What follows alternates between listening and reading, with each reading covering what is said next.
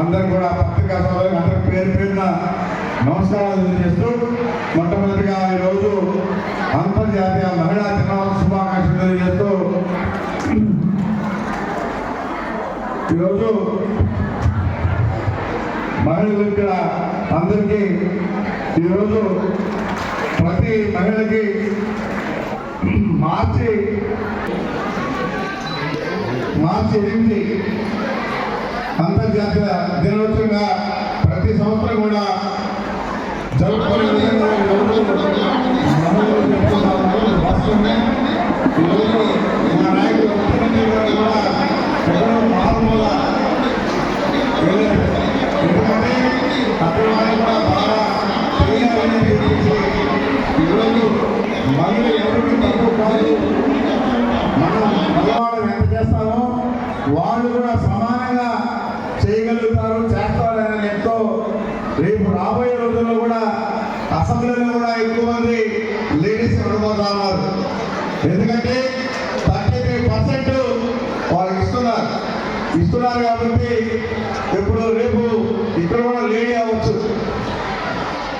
అది కూడా ఉందని చెప్తున్నాం. కాబట్టి మహిళలు ఎవరికి తక్కువ కాదు, అందరితో సమానంగా అన్నింటిలో చేయగలరు.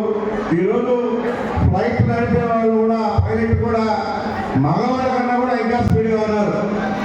మగవాళ్ళు 140-150 పోతే వాళ్ళు 200 దాకా నచ్చే పరిస్థితి ఈరోజు ఉంది.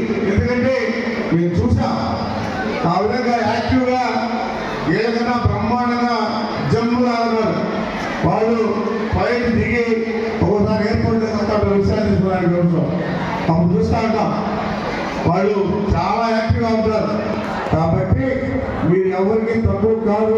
రాబోయే రోజుల్లో కూడా చంద్రబాబు నాయుడు కూడా మీకు అన్ని రకాలుగా గుర్తింపు ఉండే విధంగా ఈరోజు చేస్తారని చెప్పని కూడా తెలియజేస్తూ, అదేవిధంగా ప్రతి అంశంలోనూ స్వతంత్రంగా ఆత్మవిశ్వాసంతో ముందడుగు వేసే విధంగా, అదేవిధంగా భోగ భాగ్యాలు మీ ఇంట్లో యోగులంటే ఆ మహిళ సుఖంగా ఉంటే ఆ ఇల్లు బాగుంటుంది అనేది కూడా శాస్త్రం కూడా చెప్తా ఉంది.